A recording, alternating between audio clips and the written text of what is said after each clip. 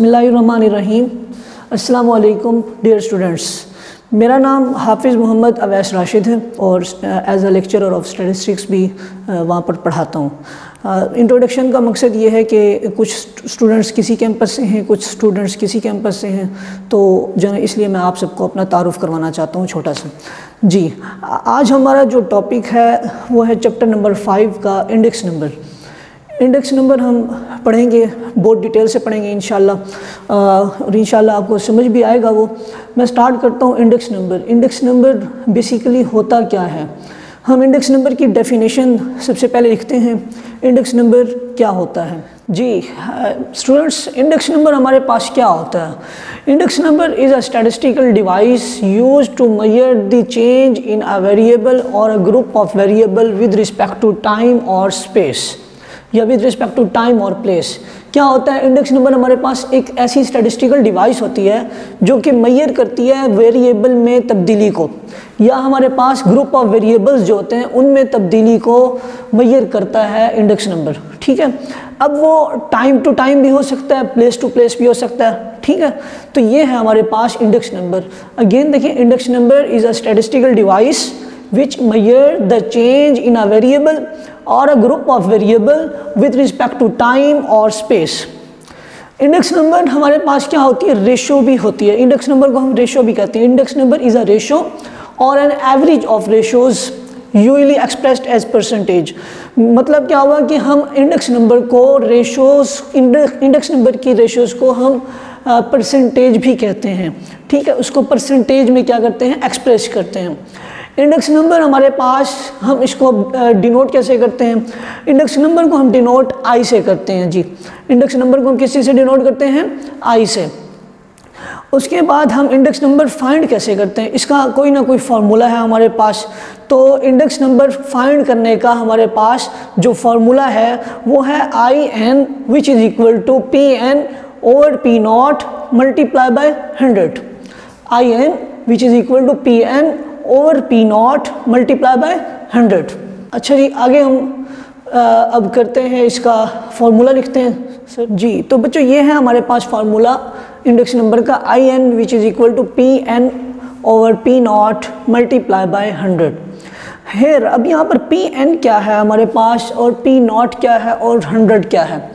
तो हमारे पास जो PN है वो है जी प्राइस ऑफ द कमोडिटी या price of the current year, और P0 यहाँ पर क्या है हमारे पास? Price of the base year. ठीक है, और 100 क्या है हमारे पास? वो फॉर्मूले में है, वो एज इट इज़ आ जाएगा। तो बताने का मकसद ये है कि IN हमारे पास किस तरह हम कैलकुलेट कर सकते हैं या निकाल सकते हैं इंडेक्स नंबर।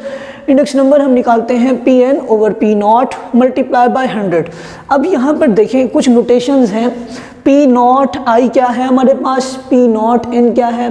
Q0 I क्या है और Q0 N क्या है? देखें, P0 I हमारे पास है price of the commodity in the base year. Base year में हमारे पास क्या है? कमोडिटी की प्राइस है।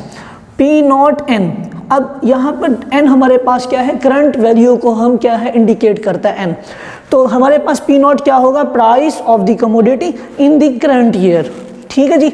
इसी तरह जब हम क्वांटिटी की तरफ चलते हैं तो उसको हम किस चीज़ से डिनोट करते हैं? Q0 I।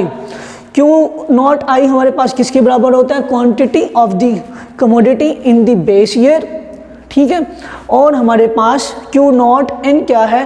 Quantity of the commodity in the current year. तो यहाँ से हमें जाना पता चल गया कि बेस ईयर क्वांटिटीज़ को हम नॉट यूज़ करते हैं और करंट ईयर क्वांटिटीज़ में हम N यूज़ करते हैं। तो ये है हमारे पास इंडेक्स नंबर। जी, आगे हमारे पास इसकी कुछ टाइप्स हैं इंडेक्स नंबर की। वो दो टाइप्स है हमारे पास, सिंपल इंडेक्स नंबर और कंपोजिट इंडेक्स नंबर। जी, सिंपल इंडेक्स नंबर हमारे पास क्या होता है? सिंपल इंडेक्स नंबर हमारे पास ये होता है an index number which measure the change in a single variable. नाम से जाहिर है सिंपल इंडेक्स नंबर, ऐसा इंडेक्स नंबर जो कि सिंगल वेरिएबल को के सिंगल वेरिएबल में चेंज को मेजर करे उसको हम क्या कहते हैं, सिंपल इंडेक्स नंबर। और कंपोजिट इंडेक्स नंबर क्या होता है, an index number which measure the change in two और more than two variables with respect to time और स्पेस या विद रिस्पेक्ट टू टाइम और place is called composite index number. जी, इसकी हम एग्जांपल्स करेंगे तो आपको बेटर तरीके से समझ आ जाएगा कि इंडेक्स नंबर हम किस तरह फाइंड कर सकते हैं। जी, तो स्टूडेंट्स अब हम एग्जांपल करते हैं। एग्जांपल इंडेक्स नंबर की 5.1 हमारे पास जो एग्जांपल है बुक में, हम उसको करते हैं देखें और इंडेक्स नंबर फाइंड करते हैं कि किस तरह इंडेक्स नंबर फाइंड किया जाता है। तो ये हमारे पास डाटा है। The data given below is available about the price of wheat for the years 1989 to 1994. The interest is to compare the price of wheat in these years. हमारा interest क्या है, कंपेयर करना है प्राइस ऑफ वीट को इन सालों से, ठीक है। और टेकिंग यहाँ पर बेस ईयर क्या होगा हमारे पास, taking 1989 as a base year. मैंने आपको बताया ना, एक बेस ईयर होता है और एक करंट ईयर होता है हमारे पास। तो बेस ईयर को हम किस चीज़ से डिनोट करते हैं, नोट से, और करंट ईयर को एन से हम डिनोट करते हैं। तो करंट ईयर प्राइसेस हमारे पास पी एन और बेस ईयर प्राइसेस हमारे पास पी नॉट होंगी। देखिए ये हमारे पास है डाटा 1989 से हमारे पास 1989 से 1994 तक हमारे पास डाटा है और ये उनकी क्या है, प्राइसेस हैं। देखिए 1989 से हमारे पास क्या है, प्राइसेस हैं। 1989 जिसकी प्राइस 85, 1990, 1991, 1992, 1993 अप ऑन 1994 तक प्राइसेस हमारे पास। जी, ये हमारे पास क्या हैं, प्राइसेस, ये हमारे पास क्या हैं, बेस ईयर्स, ठीक है। अब हमारे पास प्राइसेस हैं और हमारे पास ईयर्स हैं, तो हम क्या करेंगे, हम फॉर्मूला लिखेंगे इंडेक्स नंबर का। फॉर्मूला क्या है हमारे पास, इंडेक्स नंबर का फॉर्मूला है हमारे पास I which is equal to P N over P naught multiply by 100। अभी बताया है पी एन हमारे पास क्या होता है, करंट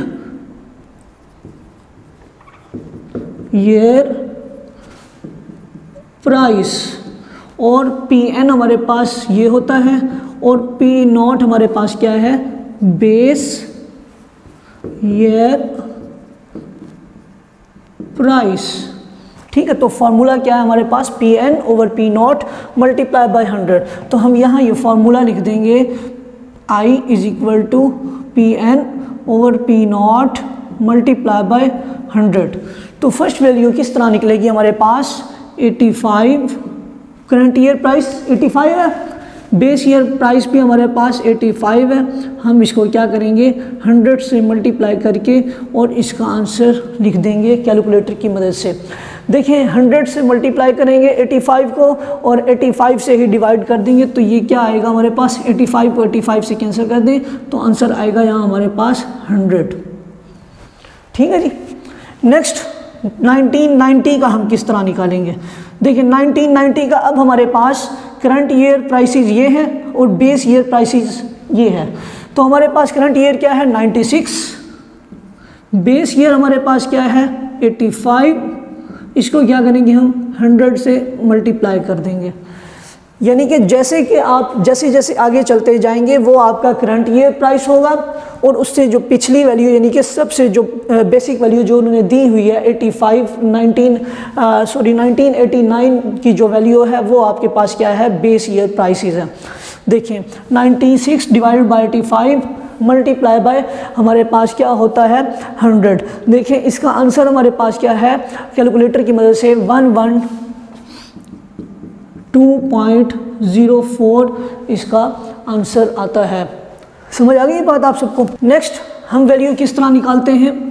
देखिए 1991 के लिए इंडेक्स नंबर निकालना हो तो हम क्या करेंगे, ये हमारे पास करंट ईयर प्राइसेस, ये हमारे पास बेस ईयर प्राइसेस, तो 112 तकसीम 96 ज़रब 100, इस तरह आपके पास इसका इंडेक्स नंबर आ जाएगा जी।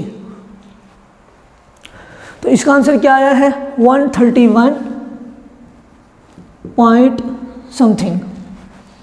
ठीक है जी, ये इसका आंसर है। इसी तरह अब हम 1992 का निकालेंगे। 1992 का कैसे निकालेंगे?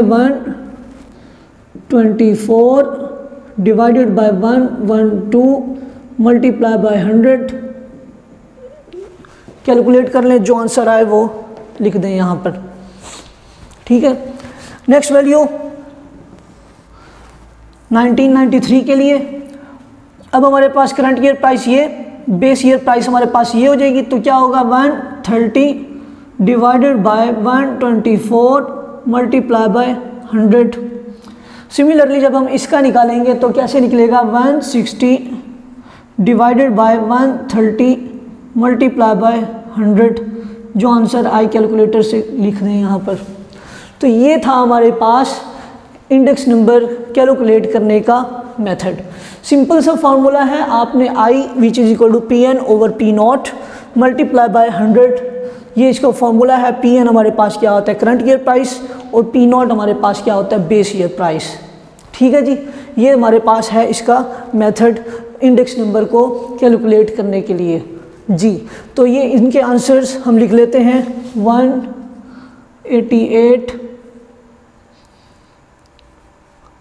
और इसका आंसर हम लिख लेते हैं 152.94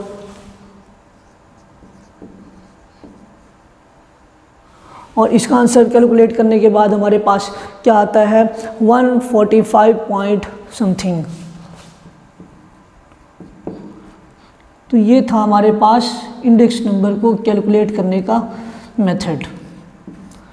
हम एग्जाम्पल 5.2 करते हैं। अब एग्जाम्पल 5.2 हमारे पास क्या है? Compare the daily wages of unskilled labours in Lahore over the time period 1988 to 1993 where the following data is available from Pakistan Economic Survey 1993 taking 1988 as a base year। 1988 का जो हमारे पास ईयर है उसको हमने बेस ईयर मानना है और हमने क्या निकालना है? वेजेस निकालने हैं जी। तो कैसे निकालेंगे? हमारे पास ये हमारे पास 1988 उसका वेज 46, 1989 उसका वेज हमारे पास क्या है? 51, 1990 हमारे पास 58 सॉरी इसकी वैल्यू 58, उसके बाद 1991, ये 1992 और ये 1993 का हमारे पास क्या है? वेज। देखिए हमने जो लास्ट एग्जांपल की थी, अभी फर्स्ट एग्जांपल की जो की थी, वो हमारे पास क्या थी? यहाँ पर प्राइसेस थी। हमने इसके अकॉर्डिंग फार्मूला लिख लेना। देखिए यहाँ पे वेजेस दिया हुआ तो हम वेजेस का फार्मूला लिख लेंगे, वहाँ प्राइसेस थी तो हमने अकॉर्डिंग टू प्राइसेस फार्मूला लिख लिया था। देखिए अब यहाँ क्या है हमारे पास? वेजेस। तो हमारे पास फार्मूला क्या है इंडेक्स नंबर का? I N which is equal to P N था हमारे पास, तो यहाँ क्या हो जाएगा? W N over W naught multiply by 100। हमारे पास ये इसका फॉर्मूला हो जाएगा। और लास्ट एग्जांपल में क्या था? हम पी एन लिखते थे यहाँ पर और P naught multiply by 100 index number का वहाँ पे ये फॉर्मूला था।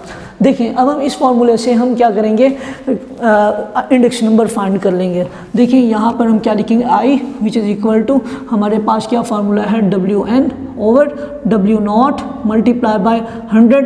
हमने यहाँ पर बेस ईयर लेना है 1988 को। 1988 हमारे पास एक ऐसा ईयर है जो कि हमने क्या है? बेस ईयर उसको मानना है। बेस ईयर हमारे पास क्या होगा? 1988 का। तो कैसे निकालेंगे हम इसका index number? 46 divided by current value भी हमारे पास यही है और बेस वैल्यू भी यही है, तो 46 मल्टीप्लाई बाय 100 ये है इसकी वैल्यू जो कि निकलेगी 100। ठीक है स्टूडेंट्स, ये हमारे पास है फर्स्ट वैल्यू, यानी 1988 के लिए हमारे पास जो इंडेक्स नंबर निकलेगा वो होगा 100 हमारे पास। अब हम इसी तरह 1989 का निकालते हैं तो क्या होगा? अब हमारे पास करंट वैल्यू ये होगी जबकि बेस वैल्यू क्या होगी? ये वाली होगी 46 जी। करंट वैल्यू 51, बेस वैल्यू 46, इसको क्या करेंगे हम? 100 से मल्टीप्लाई करेंगे और हम क्या कर देंगे? इसका आंसर कैलकुलेट करके लिख देंगे। इसका आंसर कैलकुलेट करने के बाद हमारे पास क्या आता है? 110.87। किस तरह? 51 डिवाइडेड बाय 46 मल्टीप्लाई बाय 100 110.86। ये किसका आंसर था हमारे पास? 1989 का। जी अब हम नेक्स्ट निकालेंगे 1999 के लिए, और 1990 के लिए, सॉरी 1990 के लिए निकालेंगे, जो हमारे पास निकलेगा 58 हमारे पास करंट ईयर वेजेस, और बेस ईयर वेजेस हमारे पास इसमें क्या है 51, मल्टीप्लाई करेंगे इसको 100 से, तो ये हमारे पास इसका आंसर क्या आएगा? इसका आंसर हमारे पास आएगा 126.08 126.08। जी नेक्स्ट है हमारे पास 1991। देखें हमने एक चेंज चलती आ रही है, हमने बेस ईयर इसको माना था और इसको करंट ईयर माना था। अब हम इसमें क्या करेंगे, ये हमारे पास करंट ईयर प्राइस है और ये हमारे पास 71 डिवाइडेड बाय 46 मल्टीप्लाई बाय 100, इसका आंसर कैलकुलेट करके हम यहाँ लिख देंगे, जो कि हमारे पास क्या आएगा 126.08। इसका आंसर ये था, और इसका आंसर हमारे पास क्या है 154.35 154.35। जी उसके बाद हमने इसका निकालना है इंडेक्स नंबर, ये भी ऐसे आएगा 71 डिवाइडेड बाय 46 मल्टीप्लाई बाय 100, इसका आंसर भी आएगा 154.35। जी अब हमारे पास लास्ट ईयर है 1993, इसका हमने कैसे निकालना है? इसका भी हम वैसे ही निकालेंगे इंडेक्स नंबर, जैसे हमने पिछली वैल्यूज़ का निकाला था। तो ये क्या होगा हमारे पास 86 डिवाइडेड बाय 46 मल्टीप्लाई बाय 100, और इसका आंसर हमारे पास क्या आएगा 186.96। इसका आंसर हमारे पास आएगा 186.96। जी तो ये था हमारे पास इंडेक्स नंबर फाइंड करने का तरीका या मेथड। ठीक है। अच्छा स्टूडेंट्स, मैंने आपको बताया था कि हमारे पास इंडेक्स नंबर की टाइप्स कौन कौन सी होती हैं। हमारे पास सिंपल इंडेक्स नंबर होती है हमारे पास, और क्या होती है कंपोजिट इंडेक्स नंबर होती है। जी दो टाइप्स होती हैं हमारे पास सिंपल इंडेक्स नंबर। तो टाइप्स ऑफ इंडेक्स नंबर हमारे पास कौन कौन सी होती हैं? एक होती है सिंपल इंडेक्स नंबर, एक होती है कंपोजिट इंडेक्स नंबर।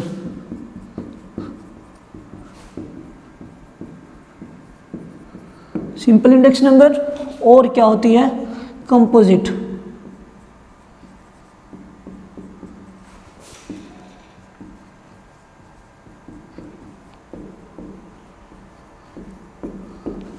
जी सिंपल इंडेक्स नंबर में क्या होता है हमारे पास an index number which measure the change in a single variable. हम क्या करते हैं सिंगल वेरिएबल के चेंज को मेजर करते हैं सिंपल इंडेक्स नंबर में। तो इसकी डेफिनेशन क्या होगी? एन इंडेक्स नंबर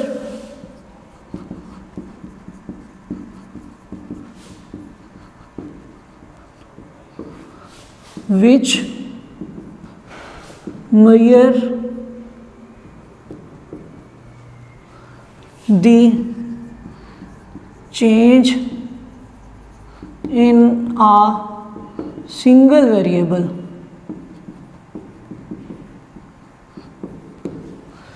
जबकि कंपोजिट इंडेक्स नंबर में क्या होता है हमारे पास चेंज इन टू और मोर देन टू वेरिएबल्स हमारे पास कंपोजिट इंडेक्स नंबर में होता है। तो इसकी डेफिनेशन क्या बनेगी? Index number which measure the index number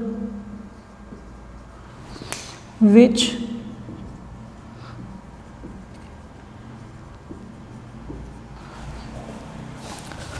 the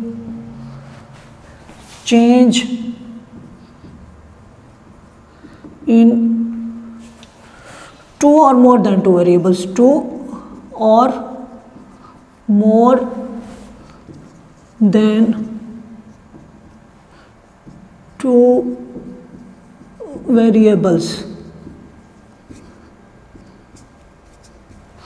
is called composite index number। Ji students, ये था हमारा आज का टॉपिक इंडेक्स नंबर।